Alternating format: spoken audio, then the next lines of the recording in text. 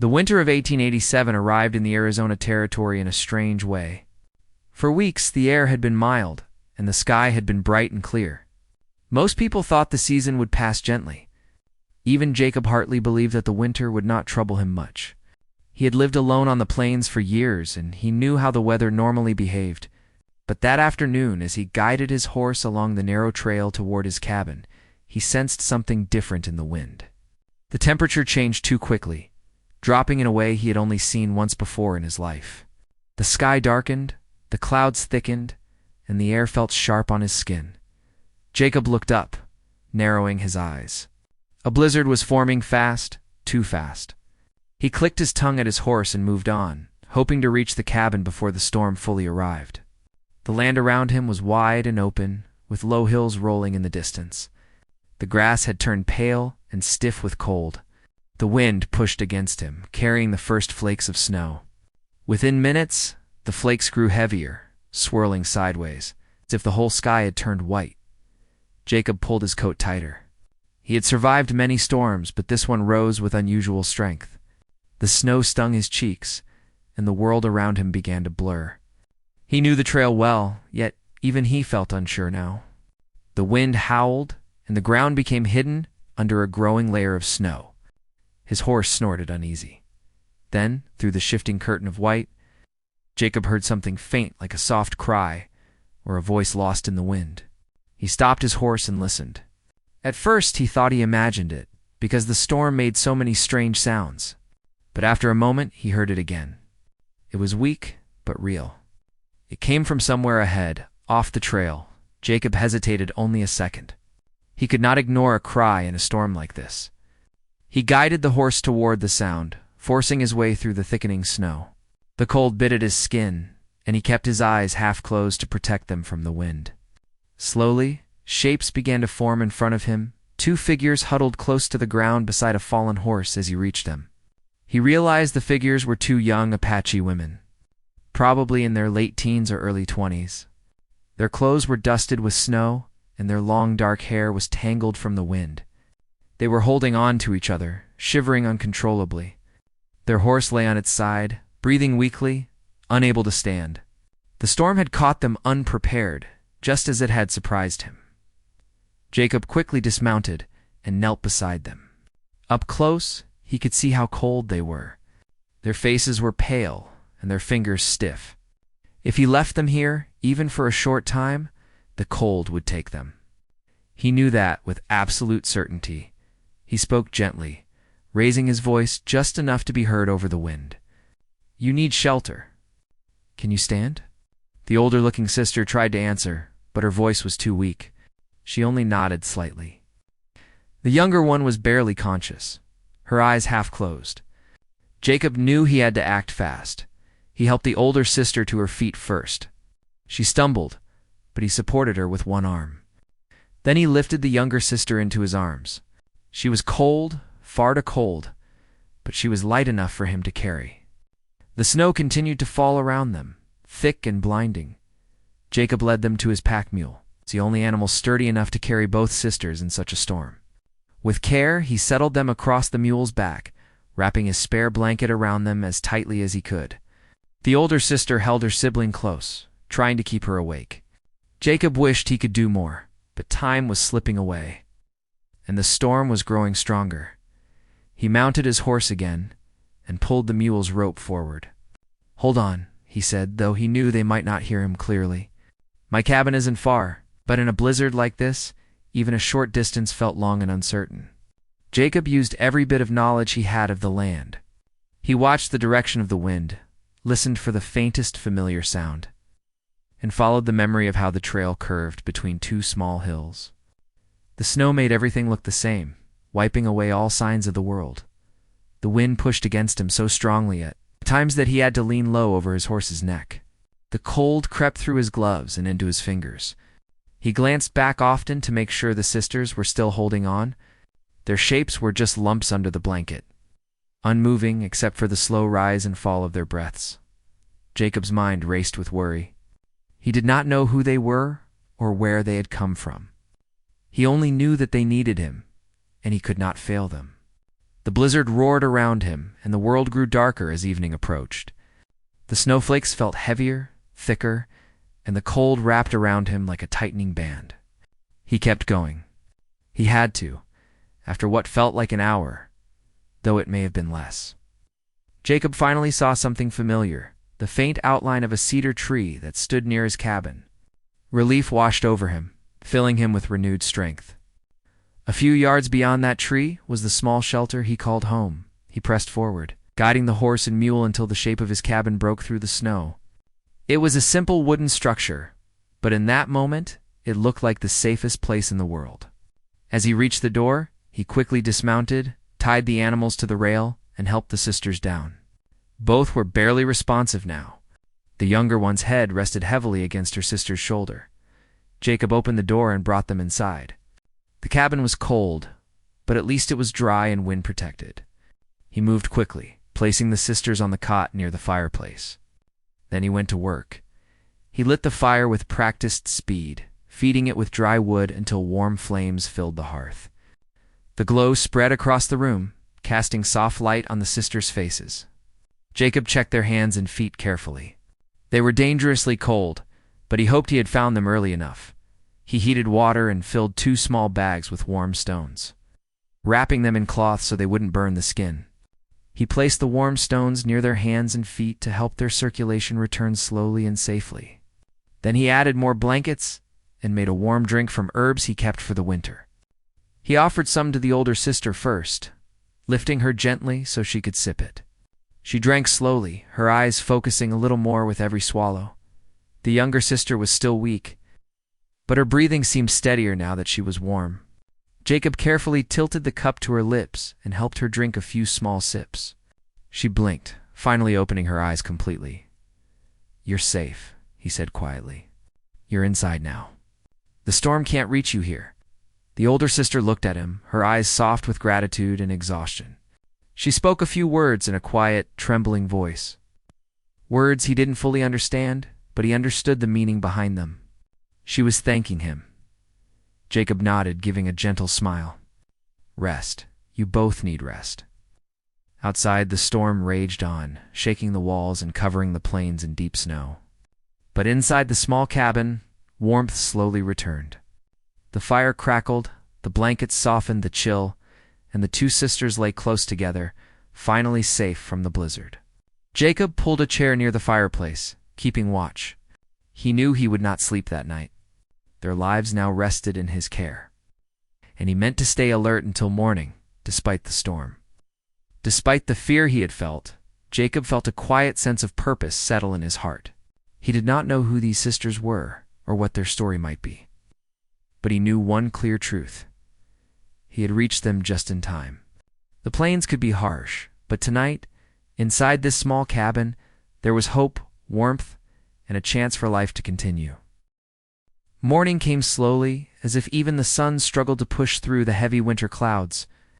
Jacob Hartley opened his eyes after a long night of tending to the fire. He hadn't slept more than a few minutes at a time, but he didn't feel tired. His mind had stayed alert, listening to every sound the sisters made, checking the warmth of the cabin, making sure the fire never faded. Now, as the pale morning light slipped into the room, Jacob rose from his chair and walked quietly toward the cot. The 2 Apache sisters lay still under the blankets, their breathing soft and even. Their cheeks had regained a little color, and their hands were no longer cold to the touch. This small improvement made Jacob feel relieved. The storm had been cruel outside, but inside the cabin, the warmth had worked like a gentle blanket on their tired bodies. He added more wood to the fire and prepared a warm breakfast, simple things like bread, beans, and tea. The smell filled the small cabin, and for the first time since he found the sisters, Jacob heard a soft stirring behind him. He turned to see the older sister slowly opening her eyes. She blinked a few times, adjusting to the light, and looked around with quiet confusion before remembering where she was. Jacob gave her a kind nod. "Good morning. How are you feeling?" She didn't speak right away. Instead, she pushed herself up a little and checked on her younger sister beside her. Only then did she turn her attention back to Jacob. Her voice was soft, almost shy. "Better. Thank you." Her words were careful, as if she wasn't used to speaking English often. He respected that and kept his own words slow and simple. "You both were very cold," he said gently. "I'm glad to see you awake." The older sister's eyes softened with gratitude. She looked at the warm stones wrapped in cloth near their feet, at the blankets, and at the fire. It was clear she understood how much effort he had given through the night. She whispered something in her own language, a soft expression that sounded peaceful. Jacob didn't understand the words, but he felt the emotion behind them. The younger sister woke next. She lifted her head, blinking sleepily, then slowly sat up. Her hair fell over her shoulders in long dark waves, slightly tangled from the night but still beautiful in its natural way. Her voice was barely a whisper. "Where are we?" Jacob stepped closer so she wouldn't have to strain her voice. "My cabin," he explained. "The storm was too strong. You needed shelter." The younger sister leaned against her older sibling for support. Though she looked stronger than the night before, she wasn't entirely steady yet. Jacob poured warm tea into 2 cups and offered them carefully. The older sister reached for hers first, and the younger did the same. They both wrapped their hands around the warm cups, letting the heat sink into their fingers. "Drink slowly," Jacob advised. "It will help your strength return." For a while, the cabin was quiet except for the crackling fire and gentle sounds of sipping. The warmth, the safety, and the calm made the small room feel almost cozy. Outside, the blizzard had not ended. The wind still pushed against the walls, and snow continued to fall thickly. But inside, time seemed to move gently. When the older sister felt a little stronger, she spoke again. "My name is Ayoka," she said softly, placing a hand on her chest. Then she touched her younger sister's shoulder. "Is Nalan." Jacob nodded with a respectful smile. "Ayoka and Nalan," he repeated so he would not forget. "I'm Jacob Hartley." They exchanged polite nods, even though they came from different worlds. All 3 shared a quiet understanding that kindness needed no detailed explanation. Ayoka looked toward the window, where snow pressed lightly against the glass. "We were going home," she said slowly. The storm came suddenly, too fast. Jacob nodded knowingly. It surprised me too. It wasn't a normal storm. The sisters shared a look that showed they both remembered the frightening winds from the night before. Their horse had struggled with the cold, and their supplies had been covered in snow before they could even react. If Jacob had not heard their faint cry through the storm, the outcome would have been very different. After they finished their tea, Jacob offered them bowls of warm food. They ate slowly, still tired but grateful. With every bite, their faces brightened. Color returned to Nalan's cheeks, and Ayoka's movements grew steadier. When they finished eating, Jacob stood from the small table and went to check the door. Ow. Snow had piled up outside nearly half a foot, maybe more. It would not be safe to travel today. When he turned back, Ayoka was watching him with calm eyes. "Storm still strong?" she asked. Jacob nodded. "Too strong to leave. You should stay here until it passes." Ayoka looked relieved, though she also seemed a little uncertain. Jacob understood why. Staying in a stranger's home, especially someone from a different culture, was not something taken lightly. But the storm gave them no choice. To help them feel more comfortable, Jacob stepped aside and gave them space to speak to each other in private. Their voices were soft, and the language flowed like a gentle river. After a few minutes, they looked more at ease, as if they had reassured each other. Jacob occupied himself by checking his stores. He had plenty of firewood, enough water, and enough food to last several days. He wasn't a man who needed much. He had learned long ago to keep his cabin stocked for unexpected weather. A while later, Ayoka approached him. "We don't want to trouble you," she said softly, "but we are thankful." Jacob shook his head. "It's no trouble.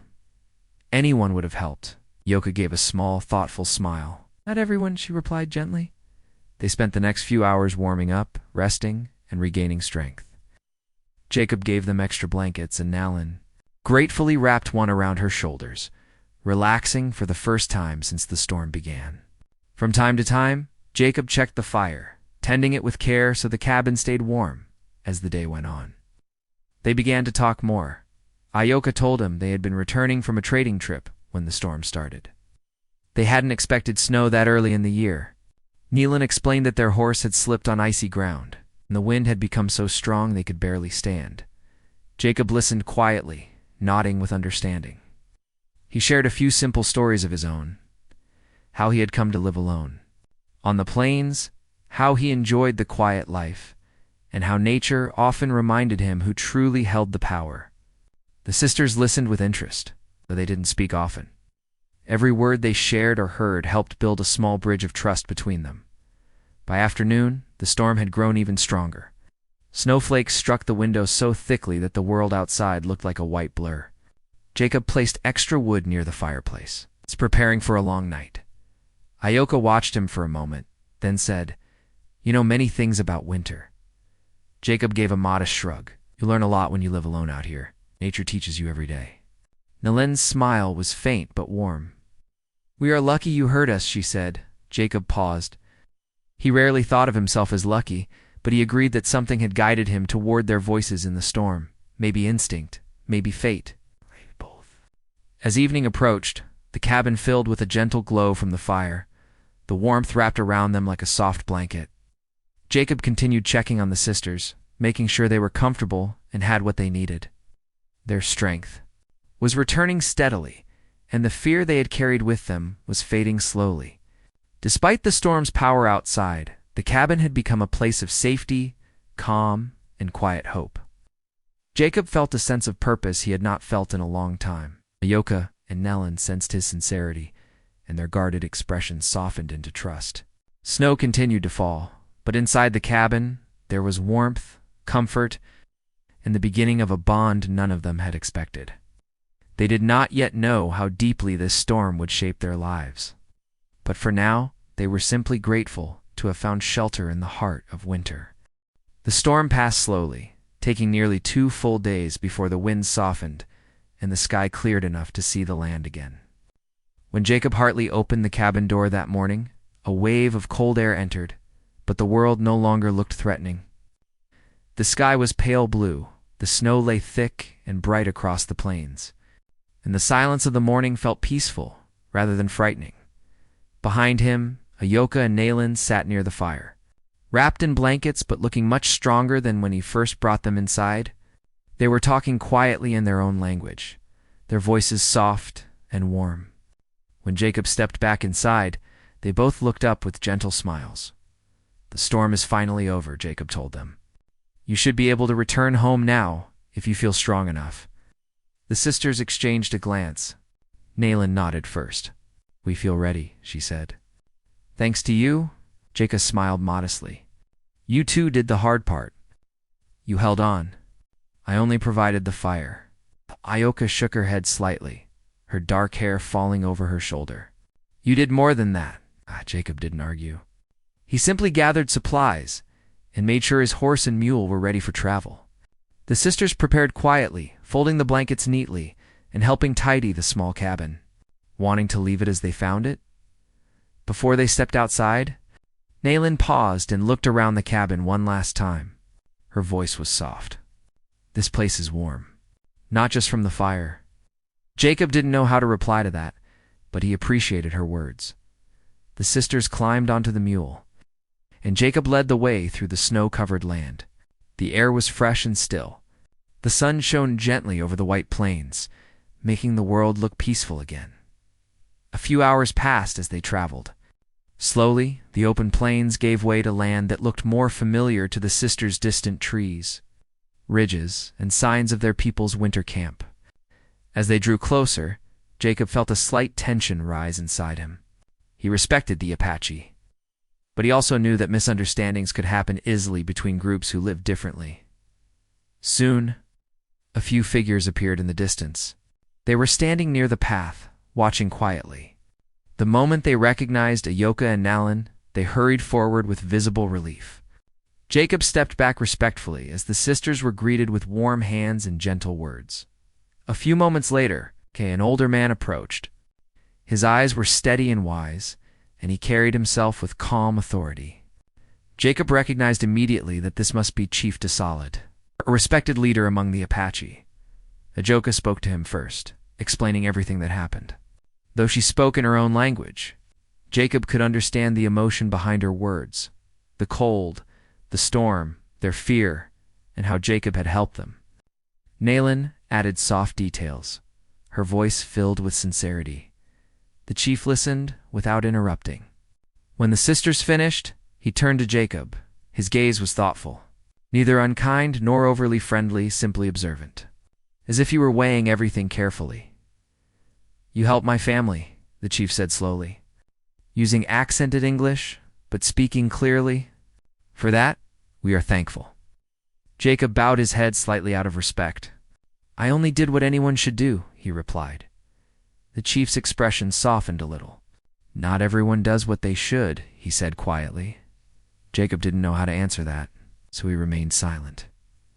More members of the camp gathered around. Their faces showed curiosity, gratitude, and a little caution. Some greeted Jacob with polite nods, while others watched him with measured interest. It was clear that the story of the sisters' rescue had already spread. Ayoka moved to stand beside Jacob, her expression calm and steady. "He kept us safe," she told her people. "We would not be here if not for him." Nayland stood on Jacob's other side, her eyes bright with gratitude. He shared his fire, his home, and his kindness. Their open appreciation made Jacob slightly uncomfortable, not because he didn't appreciate their words, but because he didn't want to be treated as a hero. He had helped them because it was the right thing to do, not because he expected praise. The chief studied Jacob again, then spoke gently. "You may visit our camp today if you wish. There are things we must discuss." He didn't want to intrude on their routines or cause any tension, but the chief's tone was welcoming, not demanding, so Jacob nodded. "If that is what you want, I will stay for a while." He followed the group into the heart of the camp. It was well organized and peaceful, with neatly arranged tents and a calm rhythm of daily life. People carried out their tasks, collecting water, tending fires, preparing food, while others gathered around to hear more about Ayoka and Nayland's rescue. The sisters spoke modestly, giving credit to Jacob without exaggeration. But not everyone reacted the same way. Some younger men whispered quietly among themselves. They glanced at Jacob, their expressions a mix of curiosity and caution. Jacob understood their looks. He was an outsider, someone they didn't know. It was natural for them to feel protective of their people, especially after learning that the sisters had been alone and vulnerable during the storm. Ayoka noticed the whispers and stepped closer to Jacob, as if silently showing support. Nayland did the same from the other side. Their presence eased the tension slightly. But the curiosity among the camp members remained strong. After some time, the chief invited Jacob to sit near a warm fire. The sisters sat beside him. Several elders gathered around. "We want to understand what happened," the chief began calmly. "We want to hear it from your side, too." Jacob explained everything in simple words, how he found them in the storm, how he brought them to his cabin, how they spent 2 days recovering until the storm passed. He spoke quietly and respectfully, making sure they knew he had only acted out of concern. The elders listened carefully. Some nodded. Some exchanged looks. One of them, an older woman with gentle eyes, spoke softly. "You brought them warmth when the world outside brought only cold. That is a good thing." Jacob felt a quiet relief settle in his chest. Still, he noticed that a few members of the camp seemed confused by the way Ayoka and Nayland spoke about him. Their voices carried a warmth that went beyond simple thanks. They seemed genuinely attached to him in a way that surprised everyone, including Jacob himself. At one point, Nayland looked at Jacob with a softness that didn't go unnoticed. Some nearby women exchanged curious glances. Ayoka also watched Jacob with thoughtful eyes, as if trying to understand him more deeply. Jacob shifted slightly, unsure what to make of their expressions. He respected them deeply, but also knew that he had stepped into their lives during an unusual moment. The storm had forced them together, and such experiences often built strong, unexpected bonds. When the discussion ended, the chief spoke again. "You are welcome to stay for food before you return home," he said politely. "But I must warn you some here, worry when an outsider becomes close to members of our family. It is not distrust of you. It is simply caution. Jacob nodded calmly. I understand. I feel the same around strangers until I know them well. The chief gave him a small, approving smile. Throughout the afternoon, the sisters stayed near Jacob, showing in small ways how much they trusted and appreciated him. They explained things about their camp, showed him where water was stored, where crafts were made, and introduced him to a few friends. Their openness calmed many of the curious people around them, but it also made others quietly wonder why the sisters felt so connected to the man who had rescued them. When the sun began to set, Jacob knew it was time to return home. He thanked the chief and the elders for their hospitality. They thanked him in return. Ayoka and Nellen walked with him to the edge of the camp. Will you be safe going back alone? Ayoka asked gently. Jacob smiled softly. I've lived alone for a long time. I know the land well. Nellen's voice was quieter. We are grateful. More than we can say. Jacob nodded, touched by their sincerity. I'm glad you're both safe. That's all that matters. The sisters shared one last look with him as he rode away, an expression that held more meaning than a simple thank you. Something had changed between them, something none of them fully understood yet, as Jacob disappeared into the snowy distance. Ayoka and Nellen watched with thoughtful eyes. The camp behind them buzzed with curiosity, and even the chief sensed that this simple rescue had created a connection that might stir deeper questions in the days to come. Days passed quietly after Jacob Hartley returned to his cabin. The snow began to melt in certain places, leaving patches of brown earth showing beneath. The storm had come with surprising strength, but now the land was slowly returning to its usual calm. Jacob spent his mornings feeding his horse and mule, chopping wood and checking the roof for any damage from the heavy snow. Everything felt normal again, yet something inside him had changed. He didn't speak about it, but he felt it's an unusual warmth he had not known for a long time. In the evenings, he found himself thinking about Ayoka and Nellen. He remembered how they had sat by the fire, wrapped in warm blankets, speaking softly. He remembered the gratitude in their eyes, the trust they had shown him, and the gentle way they had thanked him. These thoughts stayed with him, even when he tried to focus on something else. One cold afternoon, as Jacob was cleaning his tools outside, he noticed movement in the distance. At first he thought it was a deer crossing the snowy ground, but as the figures came closer, he realized they were two people, walking side by side. His heart skipped a small beat. There was no mistaking who they were. Ayoka and Nellen. They walked with steady steps, wrapped in warm shawls, their hair moving gently in the breeze. When they reached the cabin, Jacob set down his tools and wiped his hands on his coat. You came all this way? Jacob asked, surprised but also quietly happy. Ayoka nodded. We wished to see you, she said in her calm, steady voice. Nellen smiled softly. We wanted to thank you again. And we wanted to talk. Jacob opened the cabin door for them, letting them inside. The fire was already burning, giving the room a warm glow. The sisters looked around with familiar comfort. As if stepping into a place they knew well, Jacob poured warm tea and set the cups on the table. He sat down across from them, waiting patiently. Ayoka and Nellen exchanged a small glance, the kind that carried meaning without words. Ayoka spoke first. The elders gave us a choice. Jacob raised his brows slightly. A choice? Yes, Ayoka said gently. We are old enough now to decide where we want to build our future. Our families have traditions, but they also respect our voices. Nellen nodded. We talked for many nights. We spoke with our uncle, with the elders, and with each other. Jacob listened carefully, unsure where their words were leading. Ayoka folded her hands together thoughtfully. We have lived our whole lives in the camp. We know its ways, its people, its traditions.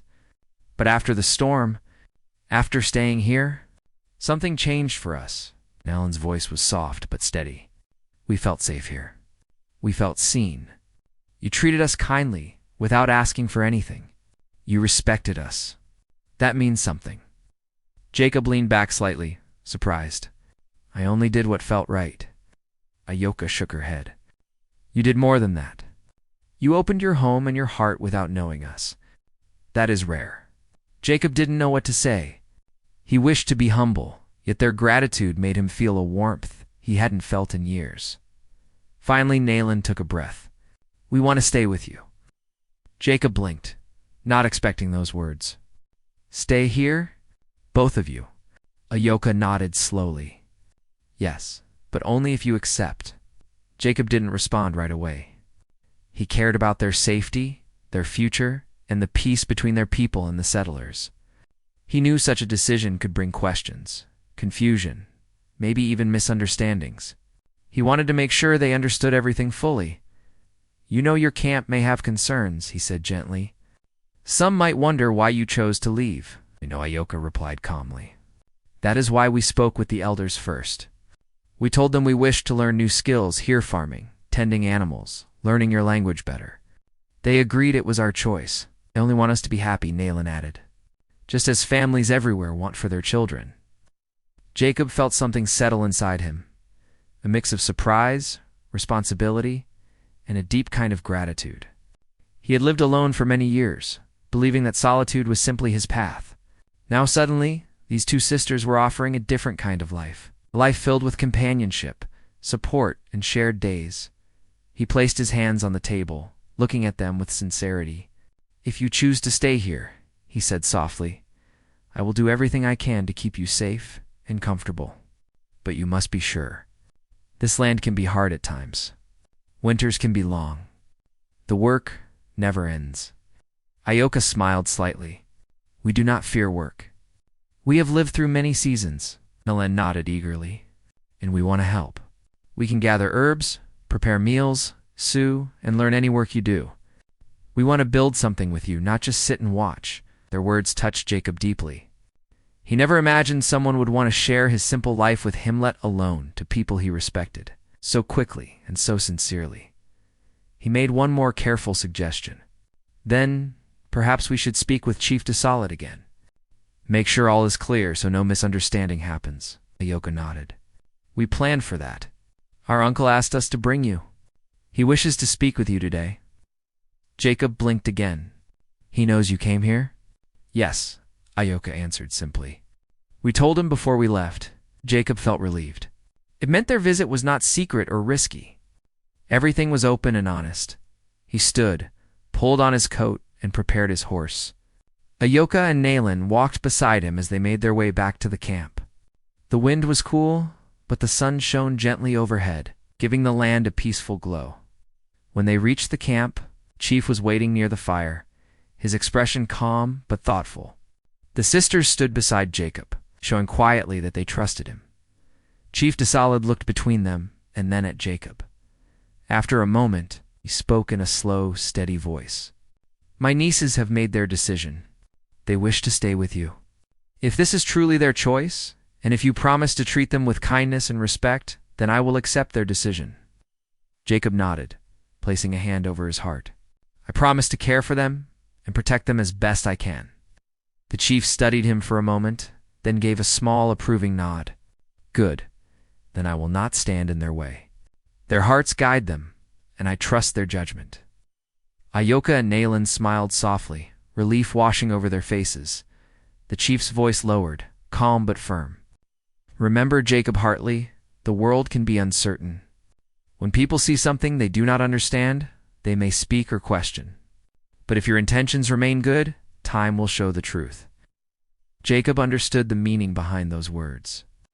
"I will stay true," he said simply.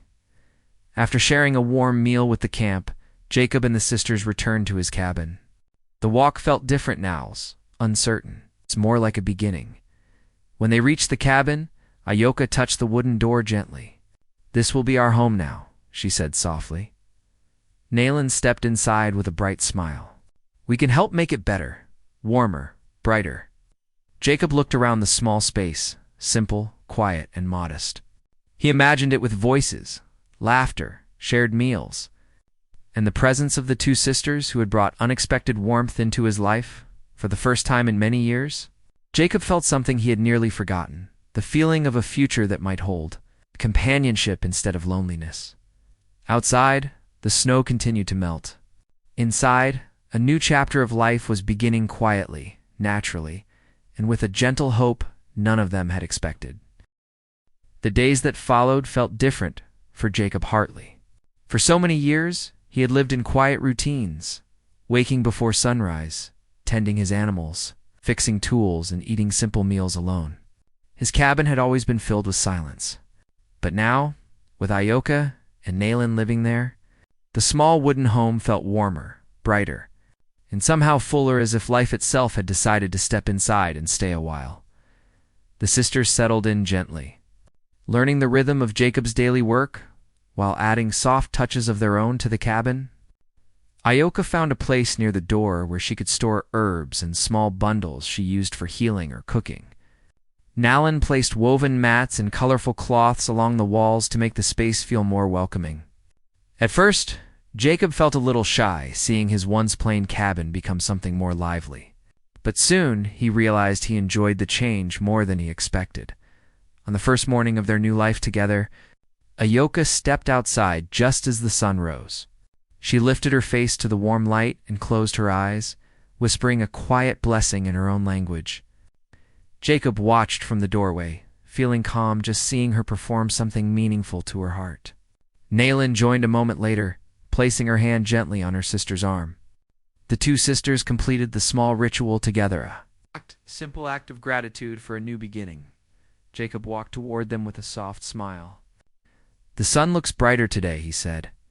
Ioka opened her eyes and smiled back. "Every morning gives a new chance."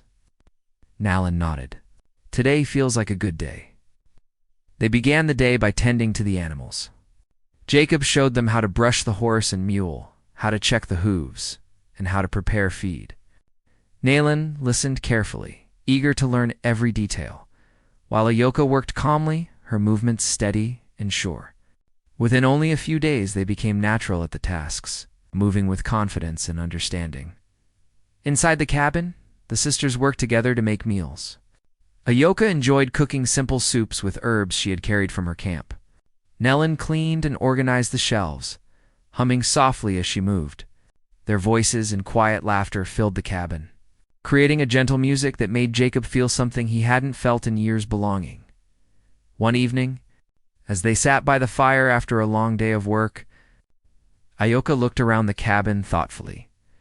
"This place feels peaceful," she said, "like it has good memories hidden in the walls." "I got." Jacob shook his head, smiling with a touch of sadness.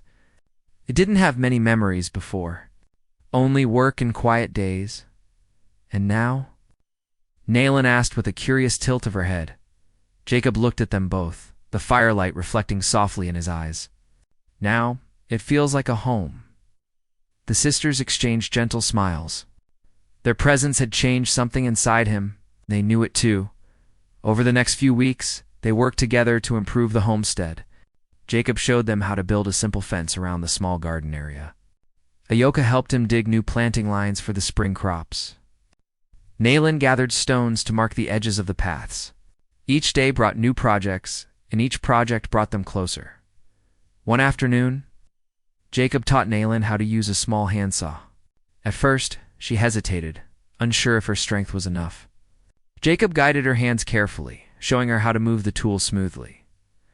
"You don't need to force it," he said gently. "Let the tool do the work." Nayland tried again, this time with steady patience. The sound of the saw grew even and sure. When she finished the piece of wood, she beamed with pride. "I did it," she said. Jacob nodded. "You did it well." Meanwhile, Ioka had been gathering ingredients from the land roots, dried berries and small plants that grew even in winter sunlight. She prepared natural teas and small salves that helped with sore muscles and cold hands. Jacob found himself grateful for her knowledge, which added comfort to their long days. As the snow melted further and the earth softened, spring slowly approached. The plains began to show hints of green, and the air carried a fresh, hopeful scent. One morning, Ioka suggested that they perform a small blessing over the land, something her people did to show respect to nature and to ask. Healthy season, Jacob listened carefully as she explained the meaning.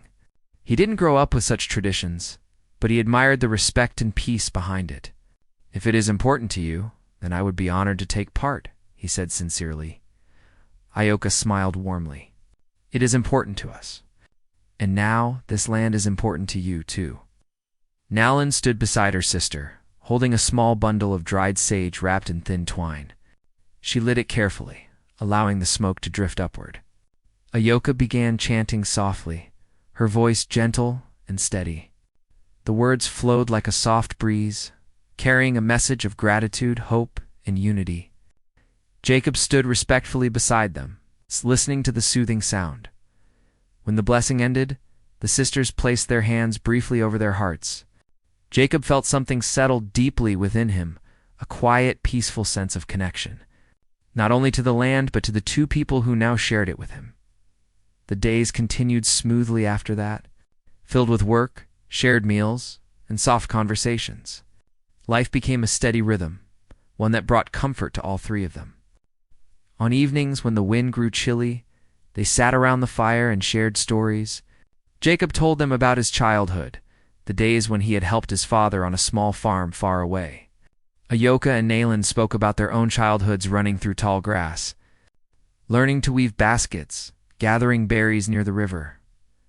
One night, as the fire crackled softly, Nalin looked at Jacob with thoughtful eyes. "Do you miss living alone?" she asked gently. Jacob shook his head slowly. "Not anymore," he said. "For a long time I thought silence was easier, but I didn't realize how empty it felt until you came." Ioka listened with a soft expression. "Sometimes life brings people together at the right time," she said. "The storm may have been strong, but it gave us something precious." Jacob looked into the fire, thinking about the night he found them, how faint their voices had been in the storm, how close they had been to giving up. He felt grateful that he had been there, grateful that he had heard them, and grateful for everything that had followed. As spring finally arrived, the land came alive with color. Tiny flowers appeared near the cabin, birds returned to the trees, and the air grew warmer each day.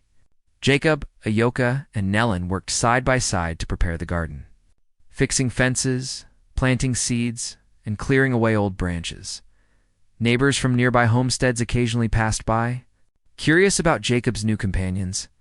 Some offered greetings, others asked quiet questions, but most simply nodded politely. The sisters met everyone with calm respect and warm smiles, earning friendly impressions quickly, with each passing day. Their bond grew deeper, not rushed, not forced, simply natural. They shared meals, shared work, shared stories, and shared the simple joys of life. Their days were peaceful, honest, and filled with gentle hope. As the season reached its peak, Ioka and Nalin prepared a small celebration to mark the new beginning they all shared.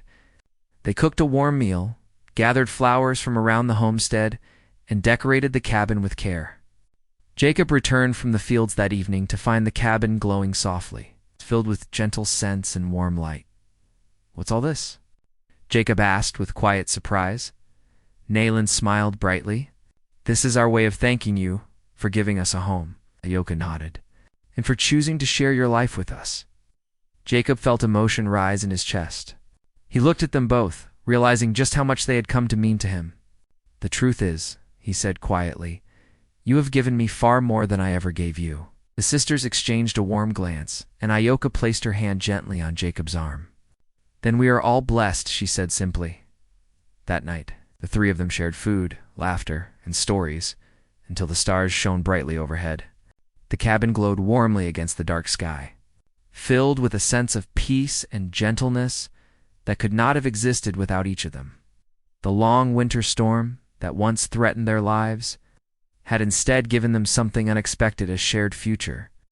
As Ioka and Nalin performed one final blessing under the moonlight, Jacob stood beside them. Knowing that he would never again face the world alone, their new life had begun quietly, naturally, and with a warmth that would carry them through every season to come.